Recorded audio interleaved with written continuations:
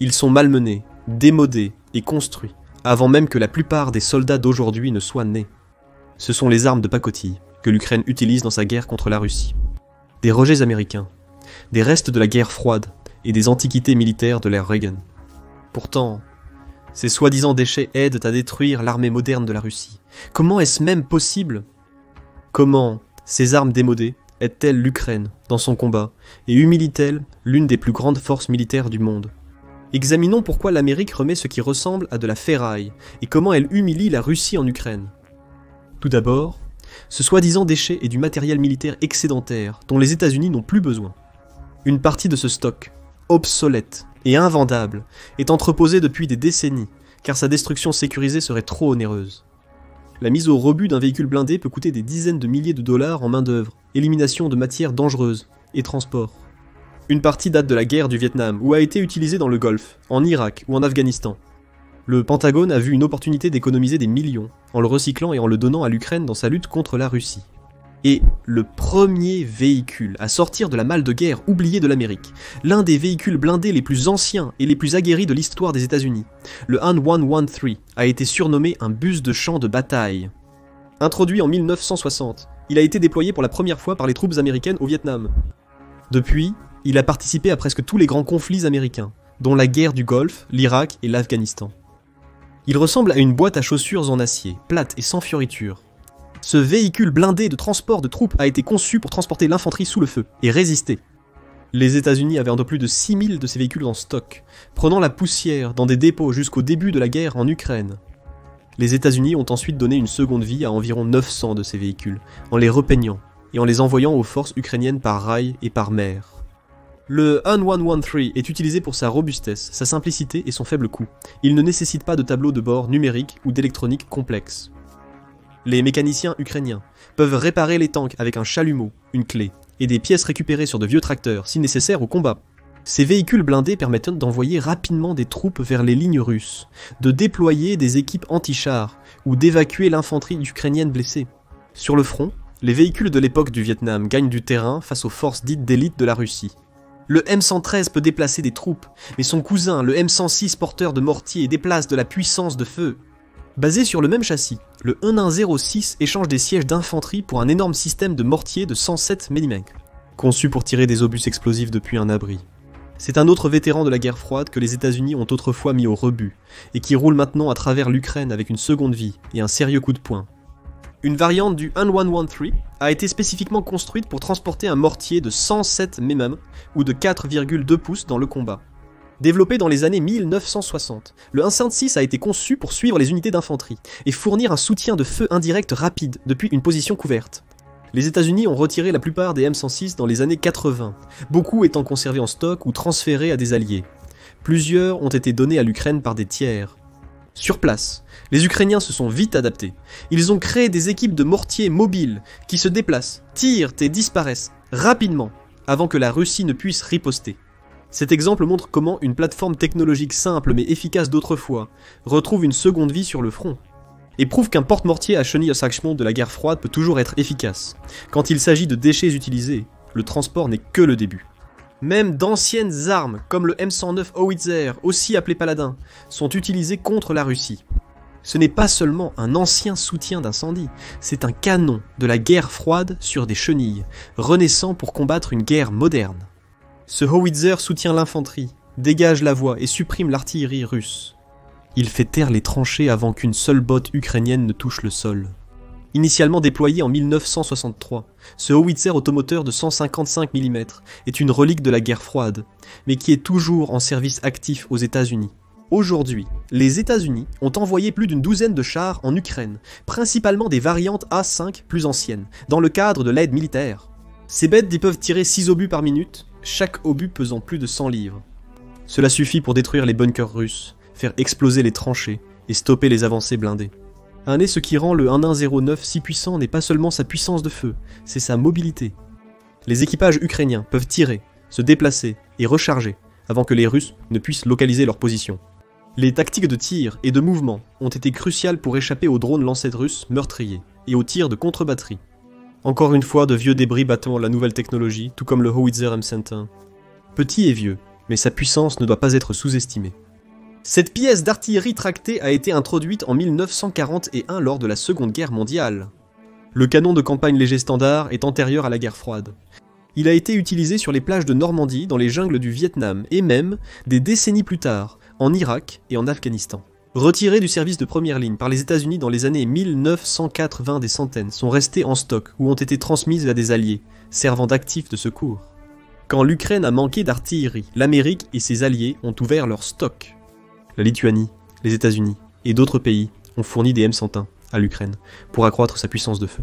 Ces obusiers peuvent manquer d'automatisation ou de contrôle numérique, mais ils sont robustes, fiables et simples d'entretien. Les équipages ukrainiens, formés en peu de temps, les ont employés pour bombarder les tranchées, véhicules et positions fortifiées que les Russes. Leur manque de technologie est compensé par leur disponibilité et leur simplicité. Cet effet est encore plus dévastateur quand les anciens obus d'artillerie sont améliorés. Le fusible multi-option, M734, un composant de la guerre froide, transforme les munitions de base en tueurs de précision. Bien qu'il puisse sembler mineur, le fusible M734 est un véritable changement de jeu.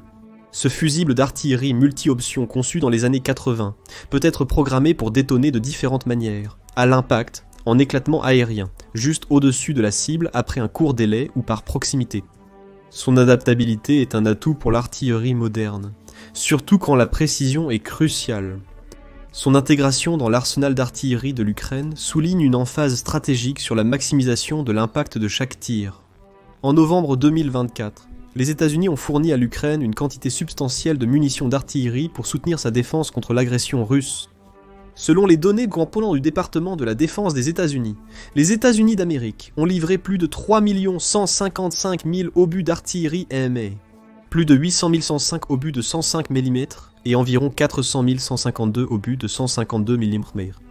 Bien que le nombre exact de M734 fournis à l'Ukraine n'ait pas été divulgué, le volume important d'obus d'artillerie suggère qu'une partie significative pourrait en être équipée pour augmenter leur efficacité. Ces vieilles machines de guerre américaines, transporteurs blindés, obusiers et mortiers de la guerre froide, prouvent que la simplicité de l'acier et les tactiques intelligentes remportent toujours les batailles. L'Ukraine ne survit pas seulement avec ce soi-disant déchet, elle riposte durement. Et tandis que ces systèmes terrestres pilonnent les positions russes par le bas, une autre couche de puissance de feu américaine oubliée dégage les cieux au-dessus du système HA-Dloblovoka. Imaginez tenter d'intercepter un missile de croisière ou un drone de combat avec une technologie des années 60. Ça paraît insensé, non? Mais c'est précisément ce que l'Ukraine a fait avec le système HAWK américain. HA-Dloblovoka signifie Homing All the Way Killer, un nom qui décrit parfaitement ce redoutable système de défense aérienne de l'époque de la guerre froide. Développé dans les années 1950 par Raytheon, le HAWK était le premier système de missiles solaires mobiles et de moyenne portée des États-Unis, conçu pour intercepter les menaces aériennes à basse et moyenne altitude, en particulier les bombardiers et les avions d'attaque soviétiques. Il est officiellement entré en service aux États-Unis en 1959 et est rapidement devenu une pierre angulaire du réseau de défense aérienne intégré de l'OTAN à travers l'Europe, l'Asie et le Moyen-Orient. À son apogée, les États-Unis exploitaient plus de 40 bataillons Hawk, chacun équipé de plusieurs lanceurs et systèmes radars. Le système a également été largement exporté, avec plus de 30 nations alliées incorporant des batteries Hawk dans leurs arsenaux de défense. Notamment, Israël a utilisé efficacement les missiles Hawk pendant la guerre du Yom Kippour en 1973, remportant de nombreux succès aériens. Le système Hawk a été amélioré plusieurs fois durant son service, à commencer par le Hawk amélioré, ou iHawk dans les années 70. Amélioration supplémentaire dans les années 80 et 90 sous Hawk. La phase 1, 2 et 3 a introduit des systèmes radars plus avancés, des contre-mesures électroniques et une meilleure guidage de missiles, étendant sa portée d'engagement à environ 25 miles. Malgré ces améliorations, le système de missiles Patriot à plus longue portée est entré en service en 1985. Il a graduellement supplanté le Hawk comme principal système de défense aérienne de moyenne et longue portée de l'armée américaine. Prouvant l'utilité durable du système, des unités Hawk rénovées ont été livrées à l'Ukraine pour renforcer sa défense aérienne lors du conflit actuel. Selon les rapports, le 14e régiment de missiles anti-aériens de l'armée de l'air ukrainienne, stationné dans l'oblast de Poltava, a utilisé avec succès les systèmes Hawk pour intercepter les menaces aériennes. En décembre 2023, ce régiment a réussi à abattre 14 missiles de croisière et plus de 40 Shahed 3, 6 drones, démontrant la pertinence continue du Hawk sur le champ de bataille moderne. L'Ukraine ne se limite pas à réactiver les missiles de l'époque de la guerre froide, elle innove avec du matériel oublié, même par les musées, comme la roquette Zuni, développée par les forces armées américaines dans l'armée de l'air française dans les années 1950. La Zuni est une roquette air-sol de 127 mm, conçue pour être utilisée par des avions, basée sur des porte-avions comme le F-8 Crusader et le A-4 Skyhawk. Largement utilisée au Vietnam contre des cibles au sol telles que des bunkers et des concentrations de troupes. Chaque roquette est non guidée, mais a un impact sérieux, pouvant transporter des ogives à haute explosion, anti-chars ou incendiaires. Autrefois à la pointe de la technologie, le Zuni est devenu obsolète face aux nouveaux missiles guidés après des décennies d'utilisation. La majorité a été retirée du service de première ligne américain dans les années 90. Des dizaines de milliers de surplus en stock, trop démodés pour être vendus, mais trop utiles pour être complètement jetés. Les États-Unis ont envoyé 6000 roquettes excédentaires en Ukraine. Ce qui rend la roquette Zuni si efficace en Ukraine n'est pas seulement sa puissance explosive, mais la manière dont elle est utilisée. Conçue à l'origine pour être lancée depuis des avions de chasse, l'Ukraine ne possédait aucun appareil compatible avec ce système. Malgré tout, les ingénieurs ukrainiens ont été créatifs. Ils ont réaménagé des plateformes terrestres soviétiques, dont des lance-roquettes BM-21 Grad pour tirer le Zuni comme un système d'artillerie au sol. Montage dans des nacelles improvisées, ou des rails de lancement adaptés. Des roquettes âgées de plusieurs décennies sont tirées en salve, recouvrant les positions ennemies d'ogives hautement explosives. Les forces ukrainiennes utilisent ces armes pour attaquer les tranchées russes, l'infanterie et les véhicules légers, notamment là où l'artillerie classique est limitée, ou nécessite un appui rapide. Leur taille compacte permet un lancement rapide, un repositionnement facile et des tirs en grand nombre. Provenant d'énormes surplus américains, ces stocks ne sont pas seulement efficaces, mais aussi jetables. Pour l'Ukraine, c'est un autre exemple de transformation de matériel américain oublié en multiplicateur de force au front. L'arsenal de la casse comprend des armes basse technologie, mais aussi d'anciennes technologies avec de nouvelles astuces. 50 Air-to-Ground Missile, 88 High Speed Anti-Radiation Missile, ou missile anti-radiation à haute vitesse, a été développé au début des années 1980 par Texas Instruments, et plus tard par Raytheon. Conçu pour détruire les systèmes radars ennemis, il se verrouille sur les émissions de fréquences radio et les percute avant même que ces systèmes ne puissent tirer. Les premières versions ont une portée d'environ 30 miles, tandis que les variantes améliorées peuvent atteindre jusqu'à 93 miles. Le missile était à l'origine lancé depuis des avions américains, comme le F-16 ou le UA-6B Prowler. Mais sans ces plateformes, comment l'Ukraine a-t-elle réussi à faire fonctionner le système? Des ingénieurs ukrainiens, avec l'aide de l'OTAN, ont réussi à rétrofiter des Mikoyan 29 et des Sukhoi 27 de l'époque soviétique pour tirer des Air-to-Ground Missiles 88 occidentaux. En combinant des technologies incompatibles en une solution de champ de bataille mortel, des pylônes modifiés, l'adaptation des systèmes de ciblage et une programmation créative ont transformé les combattants de l'époque de la guerre froide en plateformes de chasse au radar. Les résultats sont dévastateurs. Les forces ukrainiennes ont utilisé ces missiles pour détruire de nombreux sites de défense aérienne russes, dont les systèmes radars S-300, S-400 et BUK, réduisant la capacité de la Russie à opérer dans l'espace aérien contesté. Fin 2023. Le renseignement open source avait confirmé au moins 30 éliminations de radars et de missiles liées à des frappes nuisibles. Beaucoup d'entre eux ont permis des missions de suivi sûr par des drones ukrainiens et des avions d'attaque. Les États-Unis ont fourni un nombre non divulgué mais significatif de missiles Air-to-Ground Missiles 88 ARM à l'Ukraine, dans le cadre de plusieurs packages d'aide militaire depuis août. En 2022, le 19e package de réduction présidentielle américain a officiellement inclus le missile pour la première fois. Bien que des chiffres précis n'aient pas été rendus publics, des sources confirment que des centaines ont été livrées à partir de stocks avant modernisation, fournissant à l'Ukraine un approvisionnement constant en puissance de feu destructrice de radar. Chaque missile transporte une ogive à haute explosion de 66 kg et délivre une destruction de précision. Même sans les dernières améliorations, ces missiles de la guerre froide se sont révélés redoutablement efficaces, obligeant les équipages radars russes à rester dans l'ombre ou à périr en tentant d'éclairer le ciel. Une arme conçue pour détruire la défense aérienne soviétique aveugle désormais les forces russes, sur les mêmes champs de bataille pour lesquels elle a donc été créée. Il est clair que ces déchets aident considérablement l'Ukraine dans son combat, Mais toutes les armes américaines envoyées en Ukraine ne sont pas des pièces de musée vintage. Certaines sont encore utilisées par les forces américaines aujourd'hui, tandis que d'autres, modernes à leur époque, sont maintenant délaissées au profit de nouvelles technologies. Mais elles n'ont pas perdu leur mordant. Prenez le Javelin, ce missile anti-char à tir et à oubli tiré à l'épaule, une merveille moderne. Introduit mi-90, il utilise l'infrarouge pour verrouiller une cible, permettant à l'opérateur de se mettre à couvert juste après le lancement. Son profil d'attaque par le haut le rend mortel contre les chars, frappant là où l'armure est la plus faible, au-dessus de la tourelle. Au début de la guerre en Ukraine, les États-Unis n'ont pas seulement envoyé leur dernière livraison. Il a débarrassé les premiers modèles de Javelin, stockés dans des entrepôts depuis longtemps. Bien qu'ils approchaient à de l'obsolescence selon les normes du Pentagone, ces missiles étaient révolutionnaires sur les champs de bataille ukrainiens. Selon un rapport du Centre for Strategic and International Studies, le Javelin avait 90% contre l'armure russe dans la première phase de la guerre, et des milliers ont été envoyés. Les équipages de chars russes ont vite appris à redouter la trajectoire distincte d'un tir de Javelin. Il y a aussi le missile Stinger, classique de la conception de la guerre froide. Le FIM 92 Stinger est entré en service dans les années 80 et a été utilisé pendant la guerre soviéto-afghane, où il a aidé les combattants du Moudjahidine à abattre des dizaines d'hélicoptères soviétiques. C'est un système de défense aérienne portable conçu pour éliminer les avions volant à basse altitude avec un guidage infrarouge. Bien que dépassé selon les normes américaines modernes, le Stinger répondait parfaitement aux besoins de l'Ukraine pour faire face à la situation. Des hélicoptères d'attaque russes, K-52, des drones tout-air et des avions à voilure fixe à basse altitude.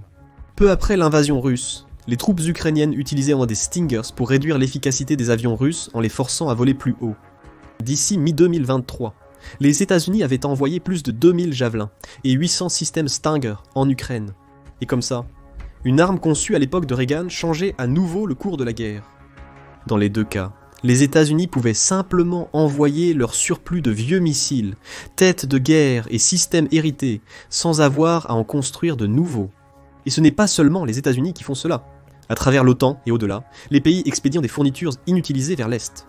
Le combat de l'Ukraine est devenu un effort mondial, une coalition de déchets, qui frappe la Russie plus durement que prévu. L'Espagne a envoyé à l'Ukraine d'anciens chars de combat Léopard 2 à 4 des années 1980, retirés depuis longtemps du service de première ligne espagnole. Bien que moins avancés que les A6 ou A7, ces modèles restent lourdement blindés et armés, capables de rivaliser avec les T-72 T-90S et T-80 russes. L'Espagne a d'abord promis d'X Léopard 2 à 4, d'autres étant en rénovation pour une livraison ultérieure. Après une hésitation initiale, l'Allemagne a envoyé ses chars anti-aériens Gepard, des systèmes retirés de la guerre froide, qui n'avaient pas tiré depuis des années. Le Gepard est équipé de canons automatiques jumelés de 35 mm et de radars excellents à abattre des drones, hélicoptères et avions volant à basse altitude. Depuis leur arrivée, les Gepard sont devenus l'un des outils les plus fiables de l'Ukraine pour éliminer les drones Shahid. En 2023, l'Allemagne avait envoyé 46 Gepard et plus de 60 000 cartouches de munitions. Le Royaume-Uni a fourni à l'Ukraine des lance-missiles Stormer High Velocity Missiles montés sur des véhicules la chenille. Ces systèmes, tirant des missiles anti-aériens Starstreak à plus de Mach 4, ont été développés dans les années 90 pour protéger les forces terrestres des menaces aériennes. Malgré sa plateforme dépassée, le Stormer demeure très efficace pour empêcher la Russie de contrôler les basses altitudes. Même l'Australie s'est impliquée, envoyant 120 véhicules de mobilité protégés Bushmaster, des camions blindés robustes à roues développés au début des années 1990 pour l'Irak et l'Afghanistan. Ces véhicules, bien que pas vraiment vintage, ont été prélevés de la réserve australienne et adaptés pour l'Ukraine. D'autres exemples de puissance de feu oubliés revenant à la vie incluent le don de la France de 30 véhicules blindés de reconnaissance AMX, 10 reconnaissances déployées pour la première fois à la fin des années 70. La Belgique est approvisionnée en véhicules blindés M113 et en mitrailleuses Minimeux provenant des stocks de réserve. Et la contribution des Pays-Bas de véhicules de combat d'infanterie Buckhey PR-765, une version modifiée par les Hollandais du M113 américain. La Pologne et la Tchéquie ont envoyé des chars T-72 de l'ère post-soviétique, auparavant du pacte de Varsovie, pour stopper l'avancée russe. Chaque équipement narre la même histoire. Anciens systèmes réactivés, réaffectés et replongés dans le combat, prouvant leur valeur sur les fronts les plus difficiles en Europe. Et ne vous y trompez pas, la Russie ressent la pression. Car pour chaque char démodé ou lanceur poussiéreux, Moscou craint quelque chose plus que la puissance de feu. Détermination ukrainienne. Encore et encore, les forces ukrainiennes ont montré que le courage, l'innovation tactique et la ténacité peuvent transformer du matériel de musée en armes de première ligne. Ils démontrent que ce n'est pas l'âge de l'équipement qui importe, mais son utilisation. Ils ont transformé les rebuts des autres en bouées de sauvetage. Selon le département d'État américain, l'Amérique a ouvert la voie dans la réduction des déchets, qui représente 31,7 milliards de dollars. Cet effort est désormais mondial. Des nations alliées, de l'Espagne à l'Australie, ont participé à l'effort, puisant dans les parcs de stockage, musées militaires et réserves à la retraite pour soutenir l'Ukraine dans le combat. Cette stratégie est efficace car la guerre ne se résume pas à posséder les armes les plus modernes. Il s'agit davantage de volume, de logistique et de déploiement rapide d'armements utilisables au combat. Les États-Unis recyclent des milliards de dollars de vieux équipements militaires inutilisés. Les États-Unis et leurs alliés transforment l'Ukraine en puissance de combat en l'inondant d'équipements éprouvés pour leur simplicité et leur robustesse. L'équipement qui peut être dépassé pour les troupes américaines est plus que suffisant pour que l'Ukraine tienne bon, prenne du terrain et fasse mal. La Russie est effrayée, car cela signifie que l'Occident n'a pas besoin d'envoyer des F-35 ou des M1A2 Abrams pour saigner à blanc sa machine de guerre. De l'artillerie de la guerre froide aux blindés du Vietnam, des mortiers analogiques aux drones tueurs vétérans. L'Ukraine prouve qu'avec assez de volonté, d'ingéniosité et assez de ce qu'on appelle des déchets, on peut tenir tête à une superpuissance jusqu'à l'impasse. Mais qu'en pensez-vous ? L'excédent de l'Amérique peut-il devenir le héros inattendu de la lutte de l'Ukraine pour sa survie ? Ou est-ce une façon moins chère de se débarrasser des vieilleries ? Faites-nous savoir ce que vous pensez dans les commentaires, et n'oubliez pas de vous abonner à The Military Show Now. Vérifiez les preuves irréfutables sur les défauts des armes russes, ou consultez plutôt cet autre contenu.